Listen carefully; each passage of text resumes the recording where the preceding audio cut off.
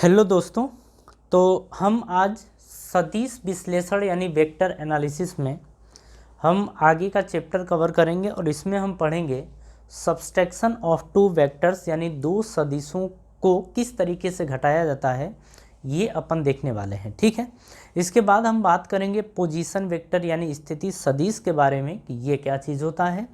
और ये देखिए जो पोजीशन वेक्टर है ये काफ़ी इम्पोर्टेंट हो जाता है, और जो सदिशों का घटाव यानी सदिशों का किस तरीके से दो सदिशों को घटाया जाता है, ये भी अपने आप में इम्पोर्टेंट पार्ट है, तो इसे आप देखिएगा। ठीक है। तो हमारी पहली हेडिंग है कि दो सदिशों का घटाव। दो सदिशों का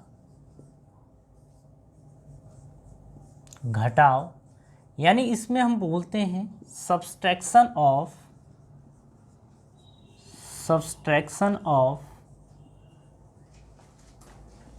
टू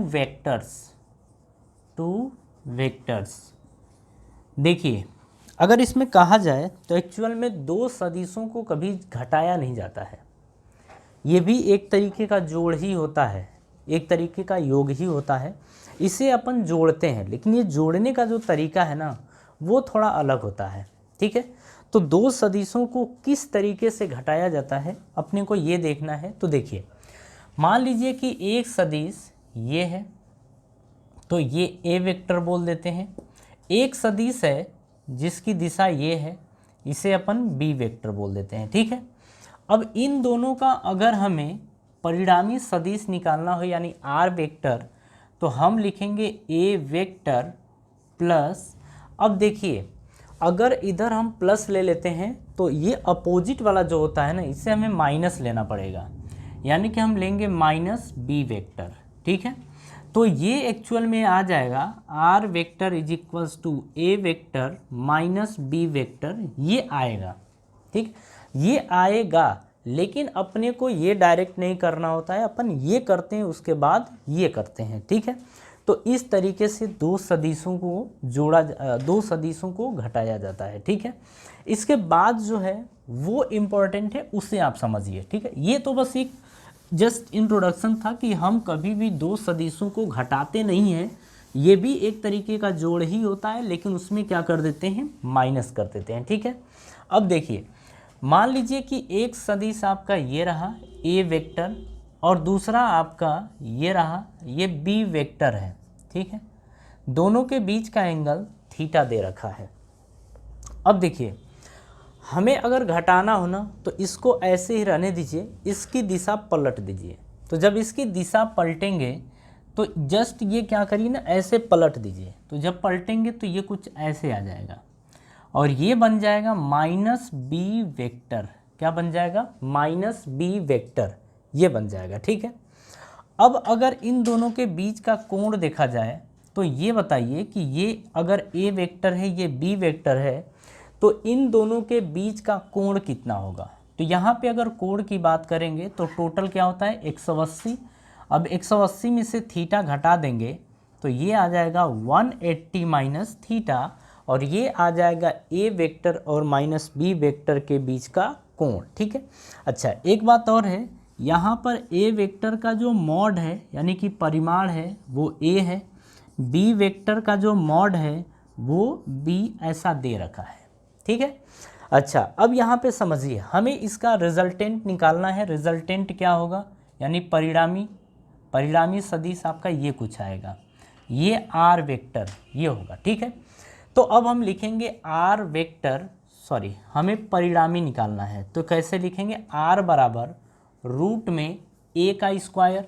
तो हम लिखेंगे रूट में ए का स्क्वायर, तो रूट में, अब देखिए ए का स्क्वायर, अब ये मॉड ए यानी ए, तो ये इसका स्क्वायर प्लस मॉड बी यानी कि बी का स्क्वायर प्लस 2ab। अब कॉस, अब देखिए यहाँ पर हम लिखेंगे कॉस थीटा, और थीटा के प्लेस पे एक्चुअल में हम लिखने वाले हैं 180 माइनस थीटा, तो कॉस 180 माइनस थीटा हम ये लिखेंगे। ठीक है। अब यहाँ से समझिए, ये हमारा आ गया रिजल्टेंट। तो इस तरीके से ये निकल के आता है। एक चीज़ ध्यान रखिएगा कि कॉस 180 माइनस थीटा जो होता है वो होता है माइनस कॉस थीटा। ये चीज़ आपको 10th में आपने देखा होगा, ये होता है। तो r बराबर रूट में, अब देखिए a का स्क्वायर प्लस b का स्क्वायर प्लस 2ab, यहाँ से लिखेंगे कॉस थीटा, तो आगे माइनस आएगा, तो आगे माइनस और ये प्लस क्या बन जाएंगे, माइनस। ठीक है, तो अगर इसको देखा जाए तो r बराबर आ जाएगा रूट में a square plus B square minus 2ab cos theta. तो इस तरीके से हमारा रिजल्टेंट निकल के आ गया, यानी कि ये हमारा आ गया परिणाम। ठीक है, यानी कि इसको क्या बोलेंगे कि ये आ गया रिजल्टेंट। जब दो सदिशों को घटाते हैं तो उसका रिजल्टेंट यानी कि जो परिणाम आता है वो ये आता है। ठीक है, अब चलिए हम बात कर लेते हैं इसकी दिशा के बारे में, यानी अपन बात करेंगे इसके डायरेक्शन के बारे में। अब देखिए डायरेक्शन जब कैलकुलेट करना होगा, आप सबको पता है कि ये लेंगे tan अल्फ़ा बराबर, यानी कि हम ये बोल देते हैं कि जो ए वेक्टर है, ए वेक्टर से ये अल्फ़ा कोण पर है, तो tan अल्फ़ा बराबर, आपने इसको देख रखा है बी। देखिए हमारा योग जब होता था तो उसमें tan अल्फ़ा बराबर क्या आ जाता था, बी साइन थीटा अपॉन ए प्लस बी कॉस थीटा, ये हमारा हुआ करता था। यहाँ पे भी वही होगा कि tan अल्फ़ा बराबर बी साइन थीटा, लेकिन थीटा के प्लेस पे अब 180 माइनस थीटा होगा। ठीक है, तो यहाँ पे होगा 180 माइनस थीटा, ये अपॉन में a plus B cos theta के प्लेस पे हम लिखेंगे 180 माइनस थीटा, ये आ जाएगा। तो आप यहाँ से ही डायरेक्ट इसका आंसर निकाल सकते हैं, कोई भी दिक्कत नहीं होगी। ठीक है, आप ये डायरेक्टली कर सकते हैं, तो ये ध्यान रखिएगा। ठीक है, अब हम एक चीज़ और समझेंगे। इस तरीके से देखिए क्या निकल के आ गया, हमारा परिणाम निकल के आ गया और उसकी दिशा निकल के आ गई। ठीक है, ये दो चीज़ें हम कैलकुलेट कर चुके हैं। इसके बाद हम बात करते हैं कि अगर इसमें से जो इनका परिमाण होगा, परिमाण वो बराबर हो तो फिर रिजल्टेंट क्या आएगा और डायरेक्शन क्या आएगी। ठीक है, दोनों चीज़ें देखेंगे। अगर परिणाम बराबर हो तो, यानी कि ए वेक्टर का मॉड और बी वेक्टर का मॉड दोनों आपस में क्या हो, बराबर। जब दोनों आपस में बराबर होंगे तो आर की वैल्यू क्या आएगी, ये अपने को देखना है। चलिए ये सब हटाते हैं। देखिए जो भी चीज़ें हम आपको बता रहे हैं, ये चीज़ें आपको ये बेसिक होता है और ये आपको आनी चाहिए। ठीक है, जब ये सारी चीज़ें आएंगी तभी आप आगे कुछ बेहतर कर सकते हैं फिजिक्स के अंदर। तो देखिए हम बात कर रहे हैं यहाँ पे कि अगर मॉड ए की वैल्यू और मॉड बी की वैल्यू आपस में बराबर हो जाएं और ये आए ए के बराबर। ठीक है, तो फिर यहाँ से हम देखेंगे कि जो आर आएगा वो रूट में ए का स्क्वायर प्लस बी की जगह क्या लेंगे, बी की जगह लेंगे ए, तो ए का square minus 2ab minus 2ab लेंगे, तो 2a की जगह a और b की जगह भी a, और यहाँ से लेंगे cos थीटा, क्या लेंगे, cos थीटा, ये ले लेंगे। अब यहाँ से देखिए r बराबर आ जाएगा रूट में a का स्क्वायर तो 2a का स्क्वायर माइनस 2a का स्क्वायर cos थीटा, ये बन जाएगा। r बराबर हम लेंगे रूट में, देखिए 2a स्क्वायर कॉमन आ जाएगा तो बंदर बचेगा यहाँ 1 माइनस cos थीटा, ये बनेगा। ठीक है, अब इसे आप बाहर जब लेंगे तो देखिए समझिएगा, रूट 2a स्क्वायर का स्क्वायर रूट आ जाएगा रूट 2 इंटू ए, ये आ जाएगा। तो यहाँ से लेंगे रूट 2 इंटू ए। अब देखिए अंदर रूट में बचेगा 1 माइनस कॉस थीटा, ये बचेगा। ठीक है, अगर हम पीछे की बात करें तो पीछे जब योग पढ़ रहे थे तो वहाँ पे भी हम कॉस थीटा की वैल्यू निकाले थे। ध्यान से आप देखिएगा 1 माइनस जो कॉस थीटा होता है, अगर 1 आपको हटाना हो तो यहाँ से समझिए, एक होता है फॉर्मूला कॉस 2 थीटा बराबर 2 कॉस स्क्वायर थीटा माइनस 1, और अगर यही ले साइन में तो 1 माइनस 2 साइन स्क्वायर थीटा ये होता है। यानी कि 2 थीटा, तो 2 थीटा की जगह थीटा हो जाता है।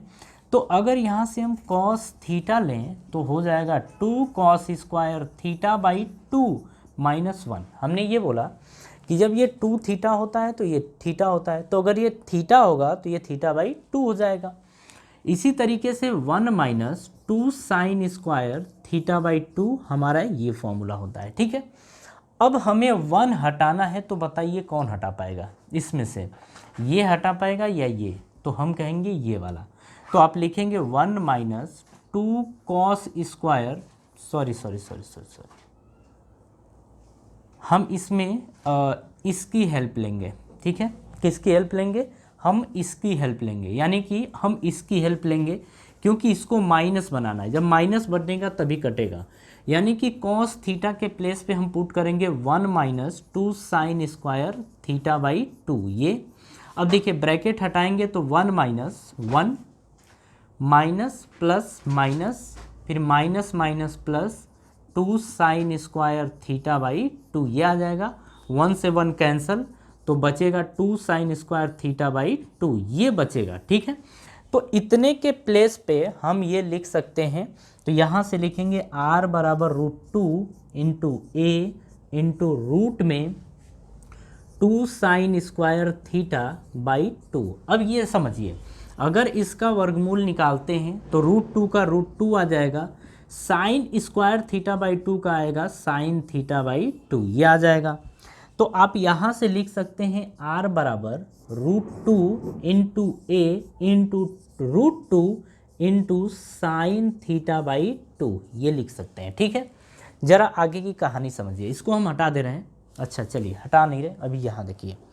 तो r बराबर आपका आ गया है √2 का √2 में गुणा करेंगे तो 2 आएगा, a का a है तो ये a रहेगा, ये साइन थीटा बाई 2 है तो साइन थीटा बाई 2 रहेगा, यानी r बराबर आ जाएगा 2a साइन थीटा बाई 2 ये हमारा आंसर।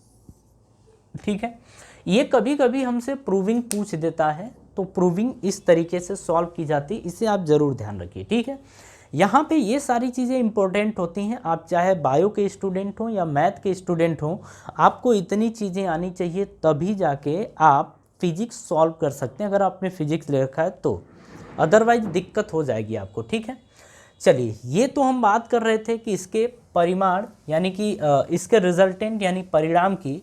अब हम इसके बाद देखेंगे कि डायरेक्शन क्या आएगा, यानी कि tan अल्फा की वैल्यू अपने को कैलकुलेट करनी है कब, जब दोनों का मैग्नीट्यूड आपस में क्या हो, बराबर हो।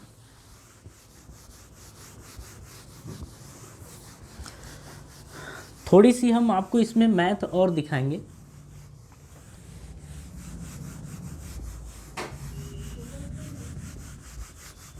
चलिए अब यहाँ समझिएगा, अब हम यहाँ से बात करने जा रहे हैं tan अल्फा के बारे में। tan अल्फा बराबर क्या होता है, b साइन 180 माइनस थीटा, अभी आपने देखा था, upon a plus B cos 180 minus theta ये होता है। ठीक है, अब a और b की जगह क्या है, a है, दोनों आपस में बराबर हैं, तो हम यहीं पे कर देते हैं। b की जगह हम क्या लिखेंगे, अब a लिखेंगे क्योंकि बराबर है, यहाँ भी आप लिखेंगे a। ठीक है, ये एक स्टेप हम बचा रहे हैं। यहाँ से देखिए, अगर हम बात करें ट्रिग्नोमेट्री में तो सभी के सभी ऑल पॉजिटिव। ठीक है, ऑल पॉजिटिव, इसमें साइन और कोसेक पॉजिटिव होता है, ये आपको पता है। इसमें tan और कॉट पॉजिटिव होता है, और इसमें सेक और कॉस और सेक और कॉस यानी कॉस और सेक इसमें पॉजिटिव होता है। ये देखिए आपका हम बता रहे हैं 180 माइनस थीटा थर्ड क्वाड्रेंट में होता है। ठीक है, और 180 पे चेंज तो होता नहीं है, तो tan अल्फा बराबर a हम लिखेंगे साइन। अब देखिए 180 माइनस थीटा, साइन में ही रहता है, यानी साइन 180 माइनस थीटा, साइन उसके बाद देखिए थीटा होगा, क्योंकि साइन इसमें पॉजिटिव होगा तो ये क्या आएगा, थीटा अपॉन a। अब देखिए यहाँ पे प्लस की माइनस, इसमें कॉस की बात करते हैं, तो साइन और कॉसेक पॉजिटिव है, कॉस निगेटिव है, तो यानी कि यहाँ आएगा कॉस 180 माइनस थीटा बराबर माइनस कॉस थीटा। तो माइनस, ये देखिए प्लस और ये आएगा माइनस, यानी कि कॉस 180 माइनस थीटा बराबर आएगा माइनस कॉस थीटा, और यहीं से आएगा साइन 180 माइनस थीटा बराबर ये आएगा साइन थीटा। ये होता है, आप ये दोनों बातें ध्यान रखिएगा। तो माइनस कॉस थीटा तो प्लस और वो माइनस क्या आ जाएगा माइनस, और यहाँ से आएगा कॉस थीटा। ठीक है, और आगे ए रहेगा, हाँ जी रहेगा। अब यहाँ देखिए ए साइन थीटा अपॉन लिखेंगे ए दोनों में से कॉमन, तो 1 माइनस कॉस थीटा ये आ जाएगा, ए से ए कैंसिल हो गया, तो tan अल्फ़ा बराबर आ गया आपका sine theta upon 1 minus cos theta, ये आ गया। ठीक है, अभी आपने देखा था कि जब इसको हटाना होता है तो हम कॉस थीटा के प्लेस पे लिखते हैं 1 minus 2 sine square theta by 2, ये लिखते हैं। तो यहाँ से आप लिख सकते हैं साइन थीटा, अच्छा साइन थीटा बराबर क्या होता है, तो साइन थीटा बराबर होता है 2 sine theta by 2 into cos theta by 2, ये आपका फार्मूला होता है। ठीक है, ये दोनों चीज़ें आपने 10th में नहीं देख रखी हैं, तो यहाँ पर देख रखिए कि कॉस थीटा बराबर ये होता है और साइन थीटा बराबर 2 sine theta by 2 into cos theta by 2 आपका होता है। अब यहाँ से देखिए साइन थीटा के प्लेस पे रखेंगे 2 sine theta by 2 into cos theta by 2। अब यहाँ पे रखेंगे 1 माइनस, अब इसके प्लेस पे हम रखेंगे 1 और ये माइनस क्या हो जाता था plus 2 sine square theta by 2, 1 से 1 कैंसल। अब यहाँ से देखिए क्या बचता है, इसको हम हटा रहे हैं।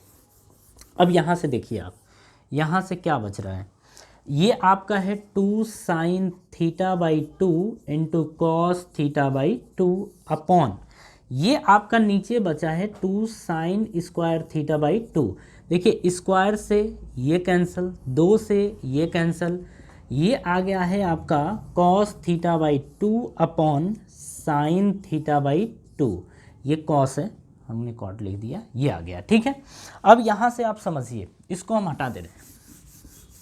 देखिए आया क्या है कि tan अल्फ़ा बराबर ये आ गया है कॉस अपॉन साइन, क्या होता है कॉस अपॉन साइन कॉट होता है, तो कॉट थीटा बाई 2 आ गया है।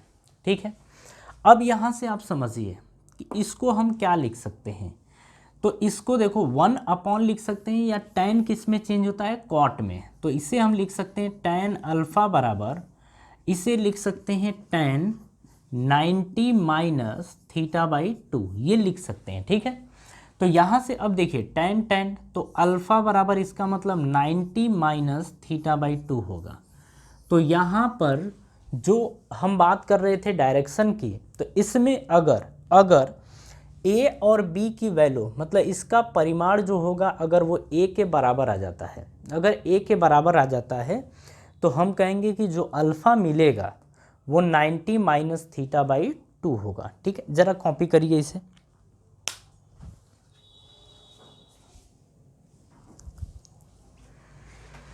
चलिए, ये चीज़ अगर आपको समझ में आ गई तो हमारा यहीं पे सब्सट्रैक्शन और एडिशन दोनों खत्म होता है। ठीक है, दो सदिशों को किस तरीके से घटाया जाता है ये चीज़ हमने देख लिया, और इसमें जो इम्पोर्टेंट पार्ट था उसे भी हमने देख लिया।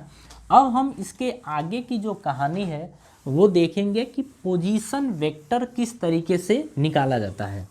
देखिए, अगर हम इस चैप्टर की बात करें या आगे आने वाले चैप्टर्स की भी बात करें तो हर चैप्टर में आप देखेंगे लगभग इनका बहुत ही यूज़ होगा। जब आपके सामने अच्छे क्वेश्चंस आएंगे तब आप देखेंगे कि उसमें वेक्टर ज़रूर घुसेड़ दिया गया है। तो अगर आपको हर चैप्टर को अच्छे तरीके से समझना है, मतलब ये चैप्टर आपको अच्छे से पढ़ना होगा। ठीक है, और इसके पहले वाले चैप्टर की बात करें, अगर हम बात करें कि बेसिक मैथ, तो वो भी अपने आप में बहुत इम्पोर्टेंट है। ठीक है, चलिए अब हम बात करेंगे यहाँ पे नेक्स्ट हेडिंग, यानी हमारी है स्थिति सदिश।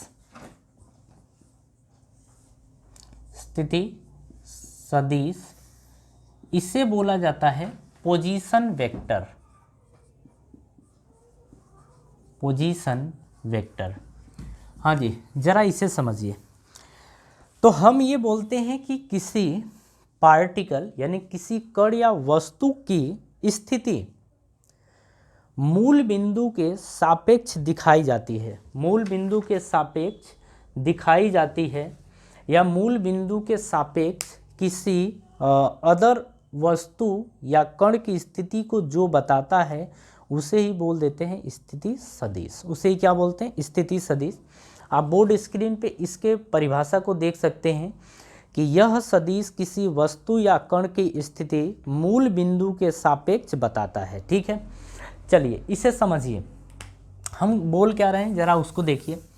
हम ये बता रहे हैं कि मान लीजिए कि आप यहाँ से चलना शुरू किए और यहाँ तक गए, तो ये वेक्टर के रूप में आपको बताया ही जाएगा, और ये आपकी जो पोजीशन होती है वो ए मान लीजिए, और ये आपकी जो पोजीशन है बी है, यानी कि आप ए से चले थे बी तक। ठीक है, तो हम यहाँ पे ये देखते हैं कि आप कहाँ पर हो, लेकिन हम कहाँ से बताते हैं? हम बताते हैं मूल बिंदु से। मूल बिंदु का मतलब हम यहाँ पे ए मान ले रहे हैं। ठीक है, आप ए मान लीजिए, ओ मान लीजिए, जो आपकी मर्जी वो मान लीजिए। तो हम बताएंगे कि बी की जो स्थिति है वो ए के सापेक्ष कहाँ पर है, कहाँ पर है। यानी कि आप अगर मान लीजिए कि अपने गांव से कहीं दूर हैं, तो आपसे ये पूछा जाएगा कि आप ये बताइए कि आप कितनी दूरी पर हैं, मतलब अपने घर से आप कितनी दूरी पर हैं। तो कुछ भी तुलना होगी तो वो नॉर्मली एक पोजीशन के हिसाब से बताया जाएगा कि आप वहाँ से इतनी दूरी पर हैं। ठीक है, इस तरीके से। या आपसे ये बोला जाएगा कि जैसे अगर बात करें हम ऐसे कि मान लीजिए कि ऐसे पूछ दिया कि आजमगढ़ से लखनऊ कितना दूर है, तो इस तरीके से अपन बोलेंगे, अपन ये कहेंगे, या मऊ से लखनऊ कितना दूर है, तो अपन ऐसे समझेंगे कि जो ओरिजिन है यानी मूल बिंदु वो मऊ को बताया गया है, और उससे किसकी स्थिति को पूछा जा रहा है? लखनऊ की। तो आप समझ में गए कि ये होता है स्थिति सदिश। अगर इसी को हम वेक्टर फॉर्म में दिखा दें यानी सदिश रूप में दिखा दें तो यही होता है हमारा स्थिति सदिश। ठीक है, चलिए अब इसको लिखने का तरीका क्या है? लिखने का तरीका ये होता है कि इसे हम बोलते हैं ए बी वेक्टर। आपको ये पता है कि शुरुआत वाला पहले लिखा जाता है और जो बाद वाला यानी जिसकी स्थिति को बताना होता है वो बाद में। ठीक है, तो हम यहाँ पे बोलेंगे इसको कि हाँ कि B की स्थिति, हम इसको बोलेंगे ए बी वेक्टर को बोलेंगे कि B की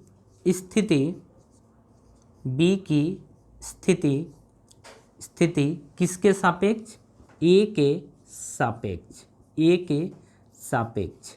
ठीक है, या इसको इंग्लिश में बोलते हैं अपन कि position of B with respect to, इसको बोला जाता है विद रिस्पेक्ट टू A, कि वही कि B की स्थिति या B की या A के सापेक्ष B की स्थिति अपन ऐसे भी बोल देते हैं, या फिर बोलते हैं B की स्थिति A के सापेक्ष। बात समझ में आई? अब जरा ना आगे की कहानी आप समझिएगा। धीरे धीरे हम इसमें बहुत ही अच्छे पार्ट की तरफ मूव कर रहे हैं। अब देखिए इसी चीज़ को अगर हमें सदिश रूप में लिखना होगा तो किस तरीके से लिखेंगे वो देखिए ज़रा। ये हमारा ओरिजिन यानी O है। ठीक है, आप मान लीजिए कहीं ये पोजीशन यहाँ है, लेकिन आप ना मान लीजिए यहाँ खड़े थे और आप यहाँ से यहाँ तक गए। ठीक है, तो आप ऐसे गए, ये A पे खड़े थे और B तक गए। ठीक है, तो हम ये कहेंगे कि B की स्थिति A के सापेक्ष किस तरीके से निकाली जाएगी। देखिए ये मूल बिंदु है, एक जस्ट दिखाने का तरीका होता है। हमसे ये पूछेगा कि B की स्थिति बताइए A के सापेक्ष, तो इसको निकालने का एक जनरल तरीका होता है, इसे ध्यान से समझिएगा। हम यहाँ पे क्या करते हैं, हम यहाँ पे कुछ ऐसे बनाते हैं कि O से आप A को मिला दीजिए, O से आप B को मिला दीजिए, इस तरीके से आप मिला दीजिए। ठीक है, इसको आप क्या करिए, इसको आप R1 मान लीजिए और इसको R2 मान लीजिए। अरे हम बस मानने की बात करें, अभी आपको सारी बातें समझ में आ जाएंगी। ठीक है, अच्छा मान लीजिए, लेकिन अभी लिखेंगे नहीं, हमको बताना है A B vector. A B vector लिखते कैसे हैं वो ज़रा देखिए। फाइनल पोजीशन कहाँ से, ओ से, तो हम लिखेंगे ओ बी। क्या लिखेंगे, ओ बी। तो हम कहेंगे ओ बी वेक्टर माइनस, अब फाइनल पोजीशन ओ से, इनिशियल पोजीशन कहाँ ओ से है, ए, तो हम लिखेंगे ओ ए वेक्टर। ये लिखने का एक तरीका होता है, ठीक है। ए बी वेक्टर को हम लिखेंगे O B vector minus O A vector. अगर बी ए वेक्टर आपको लिखने को बोल दिया जाए तो आप लिखेंगे O A vector minus O B vector. यानी कि यहाँ पे ये है, कहने का मतलब कि ये इनिशियल पोजीशन है, ये फाइनल पोजीशन है, मतलब ये शुरुआती बिंदु है और ये अंतिम बिंदु है, हम ऐसे बोल सकते हैं, ठीक है। ये लिखने का एक तरीका होता है, इसे आप ध्यान से समझिएगा, ठीक है। चलिए, अगर हम आपसे कहें कि ए बी वेक्टर जो है वो आर वेक्टर है, ए बी वेक्टर क्या है, आर वेक्टर, तो आर ए बी वेक्टर के प्लेस पे क्या लिख सकते हैं, आर वेक्टर बराबर ओ बी क्या है, are to vector minus O ए क्या है, R1 वेक्टर। ये कुछ इस तरीके से आपको दिखाया गया है, ठीक है। तो ये चीज़ आप समझ पाए। चलिए हम आपको ना एक चीज़ और यहाँ पे बता देते हैं कि एक्चुअल में निकाला कैसे जाता है। अगर मान लीजिए कि इसको, अगर यहाँ के बिंदु दिए हों और यहाँ के बिंदु दिए हों, तो आप इनको सदिश रूप में कैसे बदलेंगे, ये भी हमें जानना बहुत ज़रूरी है। तो उसे भी अपन समझ लेते हैं यहीं पे। चलिए यहाँ से देखिए, अगर मान लीजिए एक तरीका हम आपको समझा रहे हैं, अभी आप उस तरीक़े को देखिएगा। यहाँ मान लीजिए कि ये आपका x1, y1, z1 ये दिया होता, और यहाँ पे आपका दिया होता x2, y2, z2 ये दिया होता। अगर ये बिंदु आपके होते और जो ओरिजिन यानी कि ये मूल बिंदु है ये 0, 0, 0 होता है, ठीक है। तो अगर मान लीजिए कि ये आपको निकालना होता ए बी वेक्टर, तो डायरेक्ट कैसे निकालते वो ज़रा ध्यान से देखिएगा, ठीक है। आगे इसके बारे में अभी थोड़ी बहुत जानकारी और देनी है, लेकिन हम थोड़ा बाद में आपको देंगे, पहले ये समझिए। अगर मान लीजिए मुझे ए बी वेक्टर डायरेक्ट निकालना हो तो मैं कैसे निकालूंगा, तरीका समझिएगा।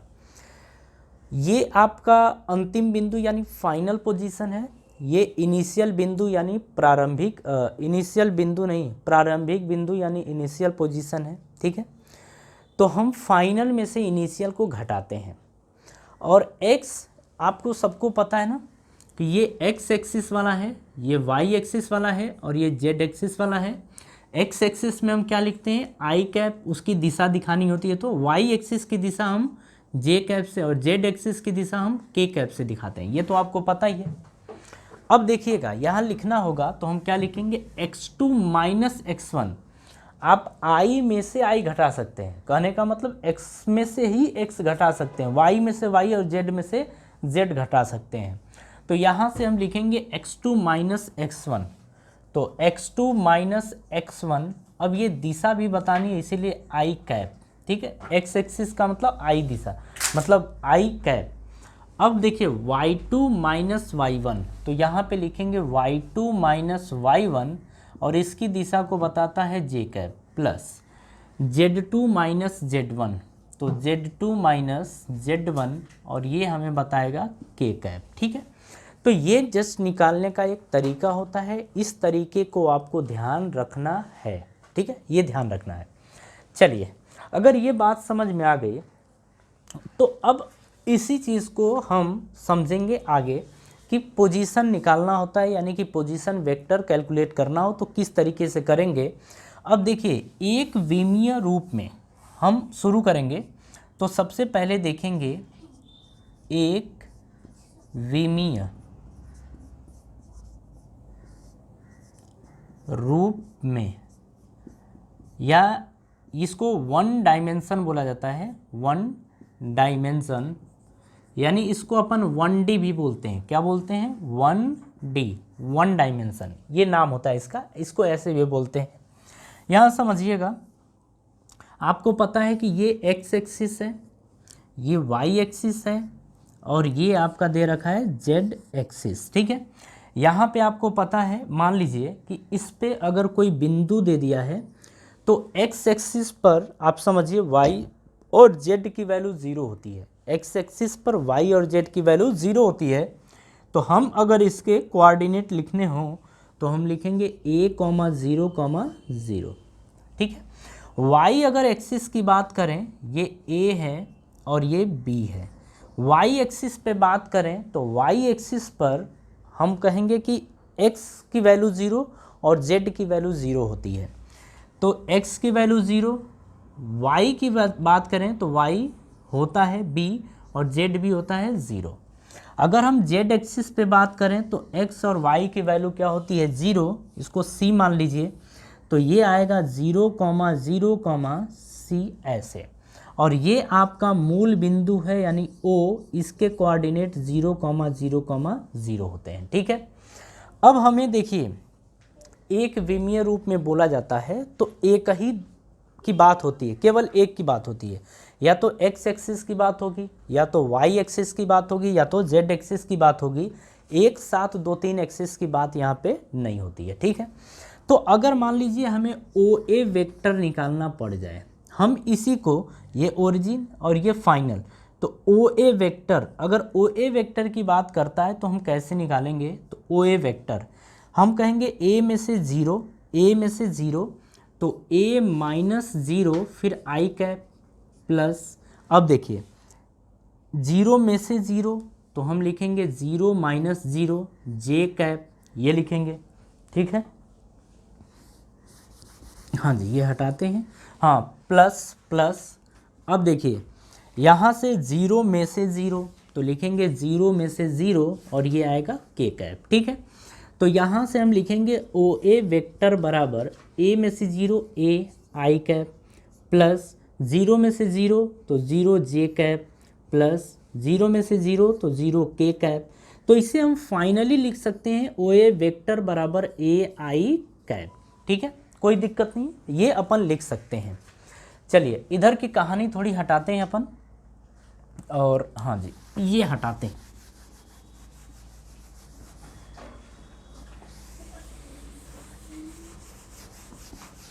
चलिए आगे ज़रा समझिए।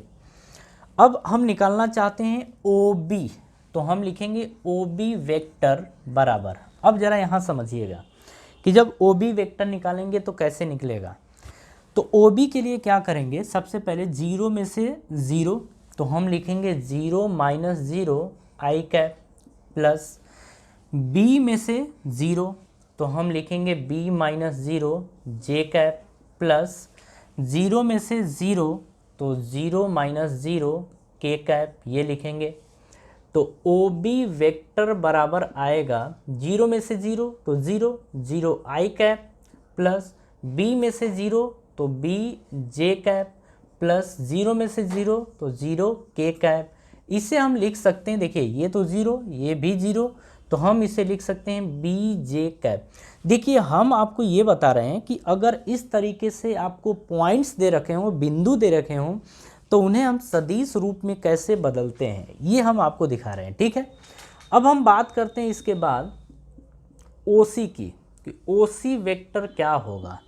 हम OC वेक्टर की बात कर रहे हैं, ये कुछ ऐसे है, ठीक है, ये ऐसे, तो हम क्या लिखेंगे, 0 में से 0 घटाएंगे, तो यहाँ पे लिखेंगे 0 माइनस 0 i कैप प्लस, देखिए यहाँ से 0 में से 0 तो यहाँ पे 0 माइनस 0 j कैप प्लस, यहाँ से लिखेंगे C माइनस 0 तो लिखेंगे C माइनस 0 k कैप, ये लिखेंगे। तो यहाँ से OC वेक्टर बराबर आ जाएगा 0 में से 0 तो 0 i कैप प्लस 0 में से 0 तो 0 j cap plus C minus 0 तो C k कैप। तो ये फाइनल आ जाएगा C k कैप के बराबर, यानी OC वेक्टर निकल के ये आ गया, OB वेक्टर ये, OA वेक्टर ये आ गया। बात समझ में आई। तो ये होता है 1D, यानी कि 1 डायमेंशन में अपन इस तरीके से देखते हैं। अब हम देखेंगे इसी को 2D में, ठीक है। और देखिए यही फॉर्मूला नहीं, यही तरीका हम यहाँ पे यूज़ किए हैं, ठीक है।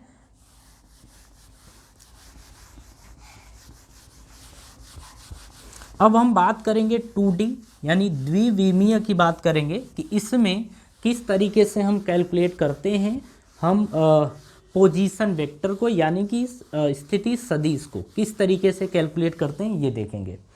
देखिए अब हम बात करेंगे 2D की, यानी कि हम बात करेंगे यहाँ पे द्विविमीय इसकी, इसका मतलब होता है 2D यानी 2 डायमेंशन या इसी को बोला जाता है 2D।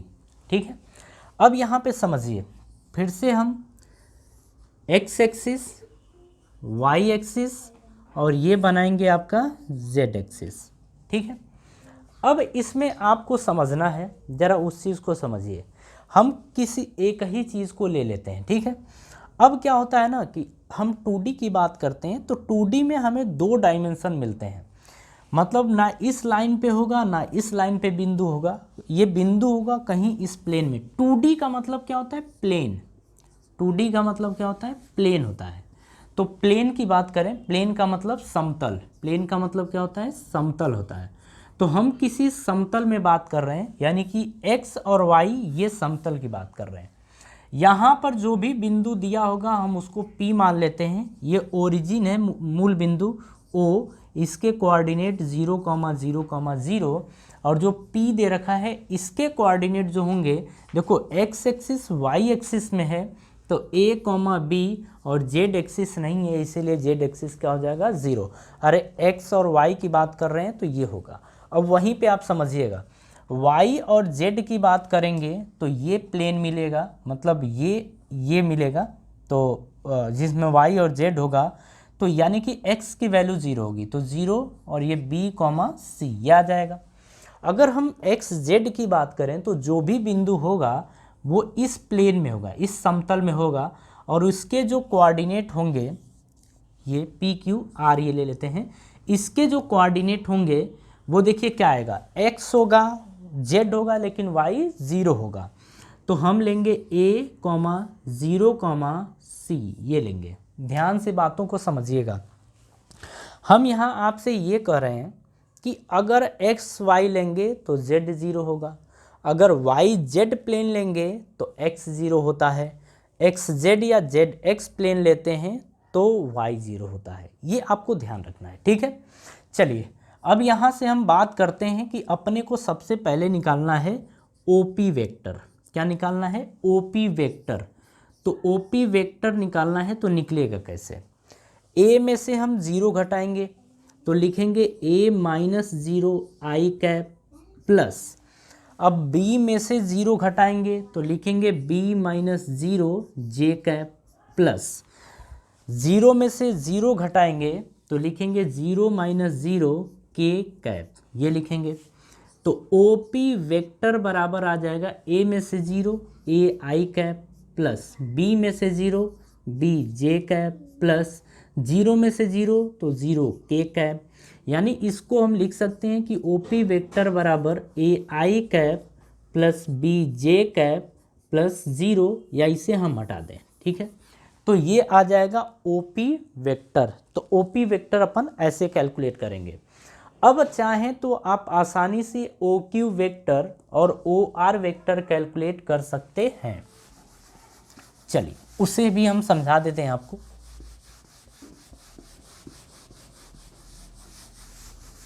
हाँ जी, चलिए अब हम देखने जा रहे हैं यहाँ पे OQ वेक्टर। तो हम देखेंगे OQ वेक्टर। अब देखिए यहाँ से OQ वेक्टर की बात करें, मतलब हम इसकी बात कर रहे हैं। ठीक है, ज़रा इसको सीधा कर लीजिएगा। देखिए 0 में से 0 तो लिखेंगे 0 -0 i कैप प्लस, b में से 0 तो b -0 j cap plus, c में से 0 तो लिखेंगे c -0 k कैप। तो हम लिखेंगे OQ वेक्टर बराबर, यहाँ से 0 -0 तो 0 i कैप प्लस b में से 0 तो b j cap plus c में से 0 तो c k कैप, ये आ जाएगा। तो फाइनली OQ वेक्टर जो आपका आएगा वो आ जाएगा b j cap plus c k cap. बात समझ में आई? तो ये आ गया 2D में। अगर हम तीसरे की बात करें यानी OR की बात करें तो ओ आर वेक्टर जो फाइनल आंसर आपका आएगा वो हम लिख देते हैं। ए में से 0 घटाएंगे तो क्या बचेगा, ए आई कैप, प्लस 0 में से 0 घटाएंगे तो 0 जे कैप, लिखने का कोई मतलब नहीं है। सी में से 0 घटाएंगे तो सी के कैप बचेगा। तो इस तरीके से आप निकालेंगे 2D। 2D में जब द्विविमीय हो यानी कि कोई समतल हो, तो समतल में किस तरीके से सदिश वेक्टर लिखा जाता है, सॉरी स्थिति सदिश यानी पोजीशन वेक्टर किस तरीके से निकाला जाता है, ये चीज़ आपने अभी देखा है। ठीक है, जरा कॉपी करिए।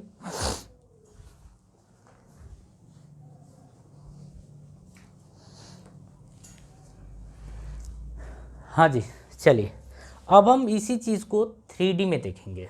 ठीक है, तो 3D में देखेंगे तो इसे हम हटाते हैं।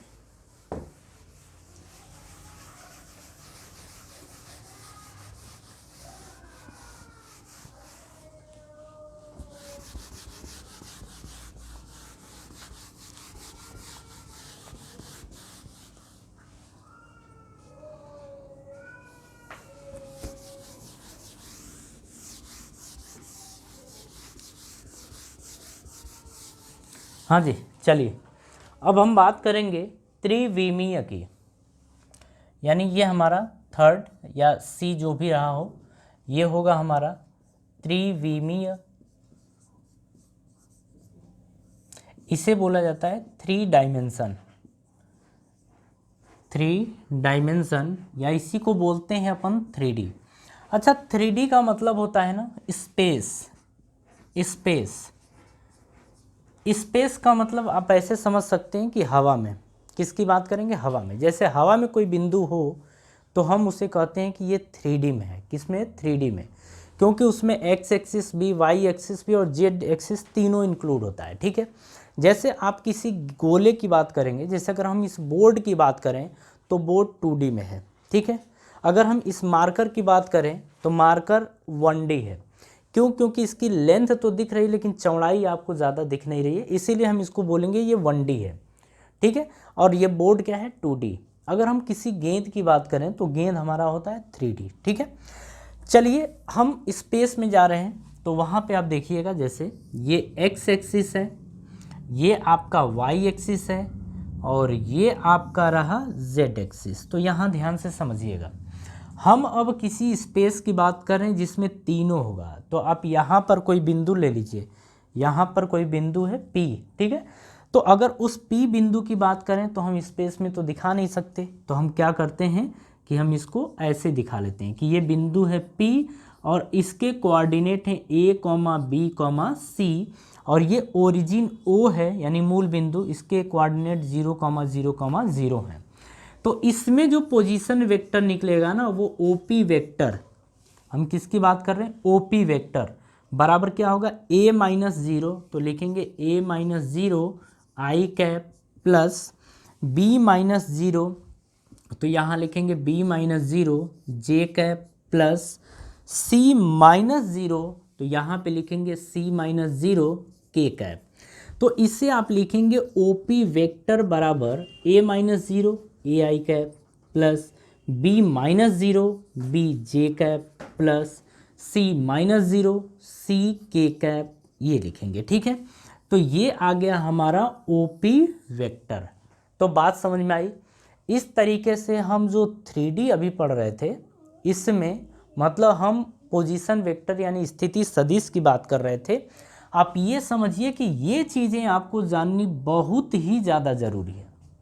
अगर ये सारी चीज़ें आपको आती हैं मतलब अब वेक्टर चैप्टर में ठीक ठाक हो। ठीक है, अब इसके आगे की जो कहानी है वो इसके आगे हम कवर करेंगे, यानी कि नेक्स्ट वीडियो में।